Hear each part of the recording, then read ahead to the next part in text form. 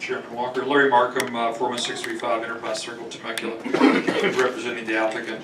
I provided you all with a series of hard copies of the enlargements of the exhibits, some of which Matt has discussed.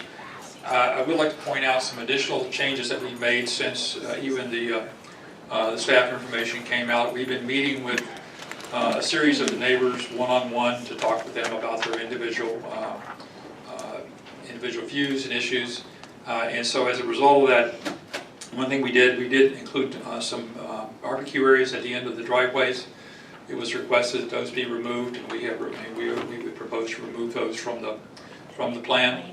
Also, we as recently as last night, we met with Mr. Kinsey, and we discussed with him his views. We have moved building number 1 about another 4 feet to the north to increase the setback. We have increased the setback on building number 2 2 additional feet. So right now our minimum setback is about 50 feet up to about 52 feet on those bottom 10 units. Additionally, in some earlier meetings with residents, we came up with the concept of possibly our green wall is at the top of our slope. What we did was we proposed to see if we could, now that we had the setback distance of roughly 50 feet, to see if we could raise the grade in that area between the wall and our units. And what we did was we moved that slope up, or the top of that slope up about 2 feet. And then with the wall at the top of that slope, we also consulted with staff and got their concurrence to allow us to increase the wall height to 8 feet. So now there is a 10-foot visual buffer along that entire south property line, as opposed to the 6 foot that was there before. And I'll ask Mr. Donato to come up and discuss the landscape in a little more detail with you. In your packet too, there is some details of the green wall, some examples of the green wall. There are some examples of the tree plantings. Everything has been increased to 36-inch box trees. We now have a double row of trees along that boundary, so we have stagger with a tree between a tree from the front to the rear, so that in order to try to look at a more solid visual barrier through there. One thing that we discussed after the end of our meetings with residents last night, what we would propose is that the very first construction item when we go to construction, we would come in and basically build a visual screen, if you will, at the rear of the property owners, the south property owners, right immediately on our property, on our side of their wall, and that would probably be in the vicinity of about 15 feet high. And basically what we would propose is something that would probably most closely resemble a driving range opaque fence. It would be a 75% green opaque mesh that we would put in with cables from the post to post. And also we will have an acoustic blanket that will go on that for our acoustic purposes during construction, and we would use that for those purposes. We would propose to do that as the very first construction item. And basically it would remain in place until such time as the trees would grow into an adequate height and canopy so that it would screen the houses to the degree that we feel they would at adequate grow in. Additionally, one thing that we also looked at doing was basically phasing the project in such a way that we would construct this slope and the wall, our green wall on top of that slope in the first row of trees as phase 1 of the project, and get those planted in the ground as quickly as possible so that they can start to grow in and create that buffer. And then further what we would do is we would propose to phase the construction of the buildings to where buildings 1 through 10 would be in the last phase of development. So we would maximize the screening that would be in place. We can't really plant the second row of trees until the buildings are built, otherwise the construction would probably destroy the trees. So with that would be our proposal to make those changes. Additionally, and that was primarily driven by concerns by the neighbors about construction workers being able to see into their backyards and into their windows. With this screen that would be there, that would eliminate that during construction, and also until the trees could grow all the way in. as we've said, Matt has said, the end windows have all been made either opaque, frosted glass, or they have been non-operable, or we have some longitudinal sliders that are further up, about 6 feet up on the wall, that are openable, but they're basically at ladder height, if you will. And so that remains. In addition to all this, we have heard questions about the road improvements. We will be building our half and some part full width of Washington with the realignment. Actually, our half plus some dimension, 12 to 20 feet. On Jefferson would be the same thing. It's our half plus another 20 feet on the east side of our center line.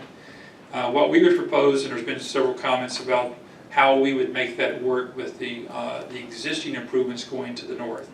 What we would propose is there's a modification to a condition I think Mr. York can provide to you, that we would construct our improvements on our side of the Jefferson/Palomar right-of-way all the way up to that culvert, and so that culvert, where the culvert is today, would be widened out to the ultimate width through that culvert, so there would not be the, if you will, the pinch down at that point. We have consulted with the map on the west side of the creek, the west side of Jefferson Palomar, the JP Roads map, which is currently in escrow to be sold.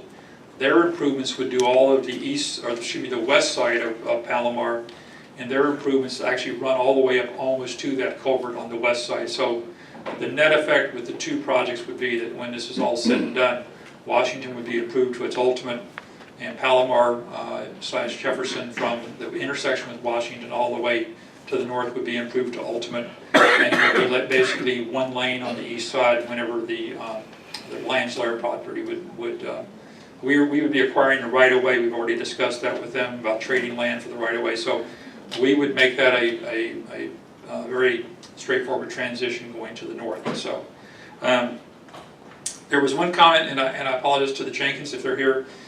We met with them last week, and there was a question. There is an area on the track to the south that has no wall and has no fence. There's actually a fault hazard area that runs through that track from the lower level to the upper level, and there also is an Edison line that runs through there.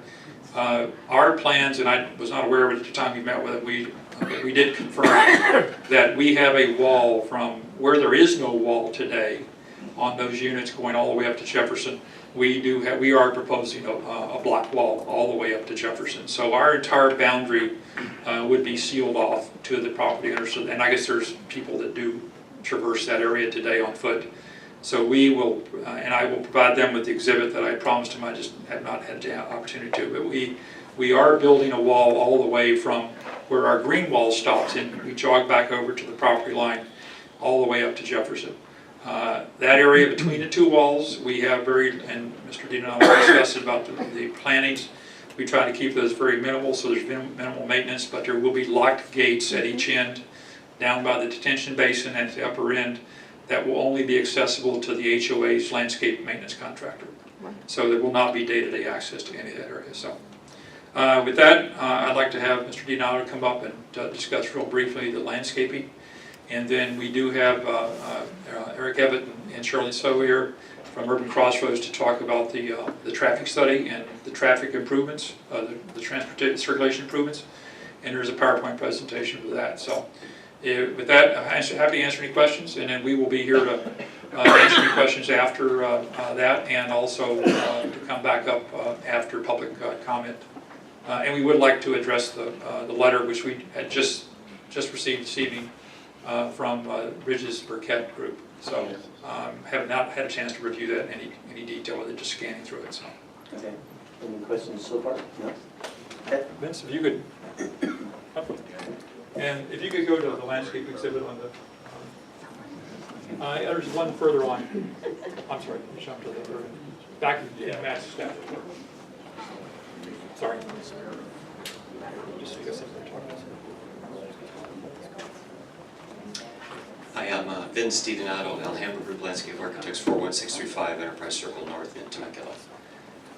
Larry already did a great job, and Mr. Massey did also, kind of explaining the overall. The only thing I'm here to tell you is a little bit more specific about plant material and that kind of thing. The green wall basically is a wall that we're planting vines on that are going to be at 6 feet on center. They're going to be evergreen clinging vines that basically, if you plant them at 6 feet on center within a year, they'll basically cover that entire wall. The one I've got, vine I've got called out is a blood red trumpet vine, so it's not only evergreen, but it also has red flowers on it. And that will be the backdrop then for the residents that will be looking up over their wall. They'll see that. Larry's correct. We're going to do the minimal amount of planting between that wall. It's really only about 10 to 15 foot area between the two walls. We're going to put ground cover on the slopes for erosion control that will basically cover the entire slope. And then we are going to have the green wall, and that's pretty much all we're going to do, because we want the least amount of maintenance within that area. So that means maybe they only have to go in there once a year to do anything within that area, so that'll lessen the amount of maintenance workers you're going to have in between those two walls. And like Larry said, it's all going to be gated. The trees we're using are both evergreen. One's Rus Lancea, it's called an African sumac. That tree basically, the reason I selected is it fits within that area. It'll get to be about 20 to 25 feet tall and as wide. So in maturity, that's how big. When we plant them as 36-inch box trees, they'll be approximately 14 feet tall and maybe about 8 foot in width. And they grow about 2 feet a year. So within 4 years, you're going to add 8 feet of height and 8 feet of width. So that means you'll be at about 20, 22 feet within the 4 years. They're pretty fast growers, but the reason I like them also is they're a dense evergreen. They don't have a lot of litter. And that's the other reason we want them on the other side of the wall. We don't want any problems with the litter, leaf, and everything going down into the pool areas for these people. So we'd rather keep them on the back side of that 10-foot wall.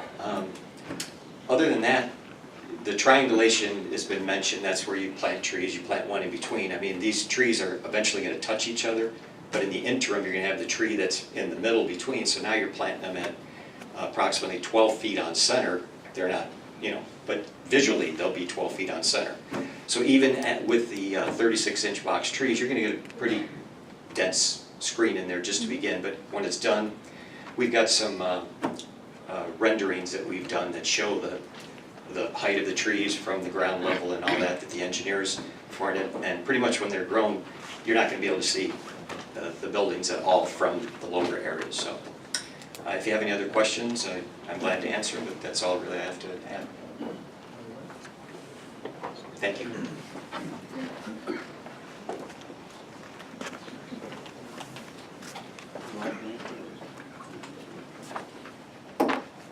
Jeanette, could you put up the urban crossroads? There you go. How about that? Yes.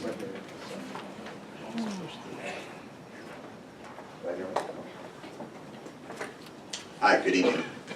My name is Eric Bevitt, and I'm a principal with Urban Crossroads. We prepared the traffic study for the project. And I understand that during the Planning Commission there were a lot of traffic-oriented questions and concerns. So I wanted to give you guys a brief overview of kind of what we did for the traffic study and some of the findings and our recommendations. If you're not familiar with Urban Crossroads, we've been around for about 17 years. We've done over 2,000 projects at this point in Southern California, and we've been very active in this area of Riverside County, your city, with some of your general plan modeling and forecasting, as well as Lake Elsinore and Menifee. So we're very familiar with the area of the project.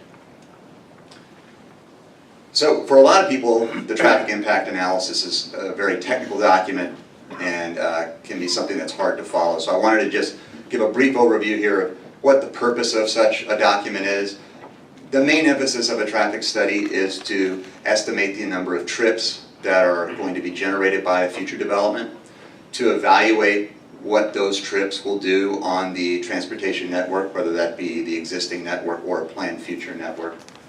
Where there are deficiencies identified, try to identify feasible mitigation for those deficiencies, and then put together a mitigation program for the development where it makes sense. So one of the trickiest parts of the traffic study is actually estimating trips. How do we do that? Well, for transportation folks, we have a book that's nationally recognized called the Institute of Transportation Engineers Traffic Generation Manual. This manual is compiled of thousands and thousands of surveys of various land use categories, many of which are residential. And in fact, for residential, it's broken down by various categories, whether it be single-family detached products, attached condominium townhome products, senior housing attached and detached, vacation rentals, and so forth. So there is a lot of data that has been gathered over many, many years to help us calibrate and accurately represent what would be generated. So for a project like that being proposed here tonight, which is roughly 163 units, however, I think our traffic study at one time had evaluated actually one additional unit, 164. The trip generation that has been estimated is roughly 953 trips or 54 trips a day. That's two-way trips in and out of the project. That happens over the course of a 24-hour period as people come and go and deliveries are made and things of that nature.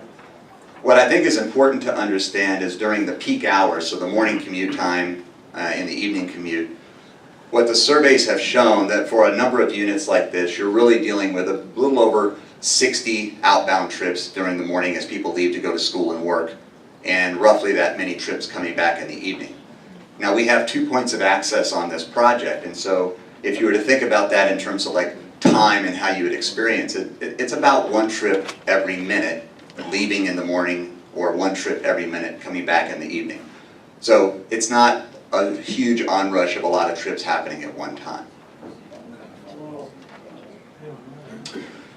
So what would a project like this generate versus what I understand the current zoning would allow?